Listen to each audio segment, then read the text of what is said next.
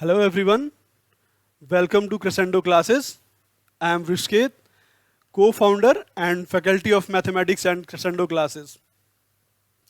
हम सब ने बहुत अपना अप्रोच बताया है कि हम चीज़ों को विजुलाइज करेंगे, कॉन्सेप्ट बेस्ड लर्निंग करेंगे, क्रिटिकल और लॉजिकल थिंकिंग को डेवलप करने का अप्रोच रहेगा हमारा. तो अभी तक तो हमने सिर्फ ये बताया है, but from today onwards I will tell कि हम इसको कैसे एग्जिस्टेंस में ले आएंगे, क्या हमारा मतलब इसको हम इम्प्लीमेंट कैसे करेंगे. ठीक है. तो जैसे फॉर इंस्टेंस हम ले लें कि हम बचपन से ही पढ़ते आ रहे हैं a प्लस बी का होल स्क्वायर. तो a प्लस बी के होल स्क्वायर को हम क्या लिखते हैं? लिखते हैं a square plus 2ab plus b square. Mostly हम क्या करते हैं, इसको मकअप कर लेते हैं और चीज़ों को जब आती हैं चीज़ें हमारे सामने तो इसको हम फॉर्मूला में रख के इम्प्लीमेंट कर लेते हैं. बस यही करते आते हैं. लेकिन हम ये कभी सोचते हैं कि इसका विजुअलाइजेशन क्या है, प्रैक्टिकली ये पॉसिबल कैसे होता है, इसका फिजिकल सिग्निफिकेंस क्या है. हम आज वो देखेंगे कि इसका फिजिकल सिग्निफिकेंस क्या है. खैर, इससे पहले मैं ये बता दूं कि हम फिजिकल सिग्निफिकेंस की तरफ जा क्यों रहे हैं. जैसे फॉर इंस्टेंस हम ले लें कि बचपन में हम ABCD पढ़ते हैं ना, वो लाइफ टाइम कभी भूलते हैं? हम कभी नहीं भूलते. क्यों नहीं भूलते? क्योंकि उसको हमने सिर्फ याद नहीं करा, या फिर उसको हमने अपने दिमाग में इम्प्रिंट करा है. तो वो चीजें इम्प्रिंट कैसे हुई? ऐसी हुई कि हमने उन चीजों को विजुअलाइज करा, उसको इतना ही हमने प्रैक्टिकली उस चीजों को देख लिया, जैसे कि A for Apple, B for boy, या फिर जो भी है वैसे करके चीजों को ना फिजिकल चीजों से कोरिलेट कर लिए, तो वैसे वो चीजें लाइफ टाइम के लिए हमारे दिमाग में बैठ गई. ऐसे ही हम देखेंगे मैथमेटिक्स को भी हम इसी तरीके पढ़ेंगे. मतलब हमारा अप्रोच यही रहेगा कि चीजों को कितना ज्यादा हम लोग जनरलाइज कर सकें.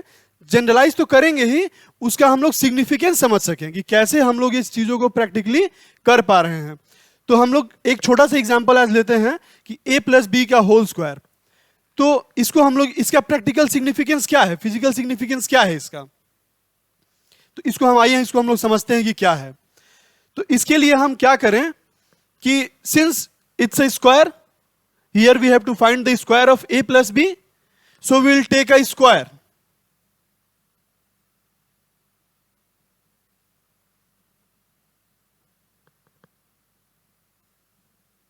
Will take a square. ये हमारा स्क्वायर है, मान लिया ये हमारा स्क्वायर है. एंड अब इसमें हम कुछ कंस्ट्रक्शन करेंगे. ठीक है. सिंस हमारा ये a प्लस बी दो टर्म्स में एक स्क्वायर की साइड है, तो हम मान लेंगे कि a प्लस बी समवेयर, यहां तक a मान लिए हम और इधर कहीं b मान लिए. तो ऐसे ही हम चारों साइड के लिए ऐसा ही हम कंस्ट्रक्शन कर लेंगे. तो जब ये हमारा a हुआ तो ये साइड भी हमारा a होगा, और सिंस ये पोर्शन हमारा b है तो ये पोर्शन हमारा b होगा. ऐसे ही हम इस साइड के लिए भी कंस्ट्रक्शन करेंगे. ठीक है. तो somewhere from here it will be a, that's why it will also be a, and this will also be a, this will also be a, and it will be b, and this portion will be b. तो अगर हम कहें, अभी हमारा construction complete हो गया. अभी इसमें हम देखते हैं कि हमने कंस्ट्रक्ट करके क्या करा. कंस्ट्रक्ट करके करा तो हमने क्या देखा कि ये हमारा जो लार्जर स्क्वायर है ये 4 सेक्शंस में डिवाइड हो गया. 4 सेक्शंस में डिवाइड हो गया. 4 सेक्शंस मान लेते हैं हमारा, सेक्शन 1, सेक्शन 2, सेक्शन 3, सेक्शन 4. ठीक है. ये हमारा पूरा स्क्वायर 4 सेक्शंस में डिवाइड हो गया. और अगर हमें कोई कहे कि इस स्क्वायर का एरिया निकालिए, तो स्क्वायर का एरिया क्या होता है? हम सब जानते हैं कि साइड स्क्वायर होता है. स्क्वायर का एरिया साइड स्क्वायर होता है. तो इस बड़े वाले स्क्वायर को देखें तो हमारा साइड क्या होगा? a प्लस बी के बराबर होगा. a प्लस बी के बराबर होगा. तो इधर हम कहीं लिखते हैं a प्लस बी. ऐसे करते हैं कि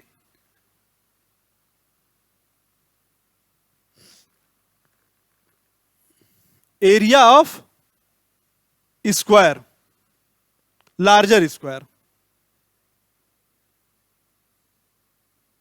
बिगर square. Why we are saying bigger square?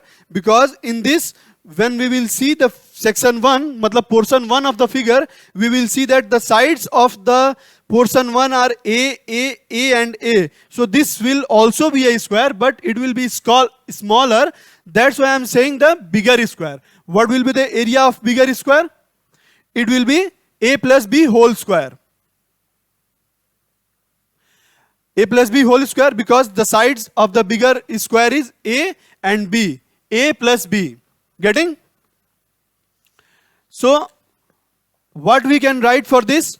We can write the area of bigger square as the sum of 4 portions in which we have divided it. We can write it like area 1 plus area 2 plus area 3 plus area 4. And what will be the area of area 1? Area 1 is a square. It will be smaller square of side A. A. Then what will be the area? A into A. Similarly, we will take the portion 2, 3 and 4. And what will be the area of portion B? Portion B will be the square, the rectangle of side A and B. And what is the area of rectangle? It is length into breadth, that is A into B. Similarly, we can take that for area 3, and that is also a rectangle of side A and B. So its area will be A into B. And finally the section 4, that is it is also a square of side B. Since all its sides are B, therefore it's a square, and we all know that the area of square is given by side square, that is B into B. So from here we get A square plus AB plus AB plus B square, and it will be given as A square plus 2AB plus B square.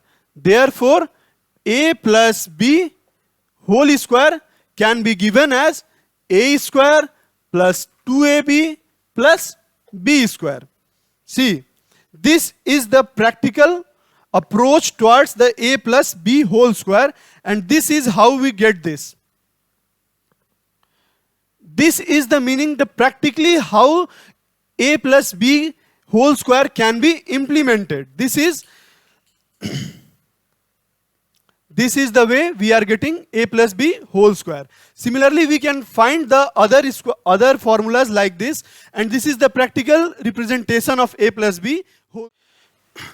Maybe जो approach हम ले रहे हैं आप लोग इसको inculcate करेंगे, और मे बी मैं एक्सपेक्ट करता हूं कि जो भी अप्रोच से हम समझा रहे हैं इन चीज़ों को आप लाइक करेंगे, पसंद करेंगे. इसी अप्रोच से हम जो कुछ भी पढ़ेंगे, चाहे वो मैथ्स हो या फिर whatever subject we will be teaching at Crescendo classes, we will take this approach, this learning approach, ताकि हमें जो भी चीज़ें पढ़ाएं उसको हम लोग उसका इम्प्लीमेंटेशन समझा सकें, उसका एप्लीकेशन समझा सकें. और जब तक हम चीज़ों को विजुअलाइज नहीं करेंगे तो फिर वो हमें दिमाग में वो चीज़ें इम्प्रिंट नहीं होती, और इम्प्रिंट नहीं होंगी तो वो लॉन्ग टर्म में नहीं रहेंगी. और हमारा तो मोटिव ही यही है कि हम लॉन्ग टर्म में चीज़ों को आपके दिमाग में बैठाएं. लॉन्ग टर्म में जैसे आपने ABCD long term life time के लिए पढ़ा है, उसी तरीके मैथ्स पढ़ें, फिजिक्स पढ़ें, केमिस्ट्री पढ़ें, जो भी पढ़ें वो लाइफ टाइम के लिए लॉन्ग टर्म में आपके दिमागों में चीज़ें रहें. तो हमारा यही अप्रोच रहेगा हमारे पढ़ाई के लिए. और मैं एक्सपेक्ट करूंगा कि जैसे सब लोग बोलते हैं कि लाइक करिएगा, हमारे चैनल को सब्सक्राइब करिएगा, और वीडियोस पे कमेंट्स करिए. अगर कोई भी आपको इशू लगता है तो कमेंट्स करिए, लाइक करिए, सब्सक्राइब करिए. And thank you for watching us.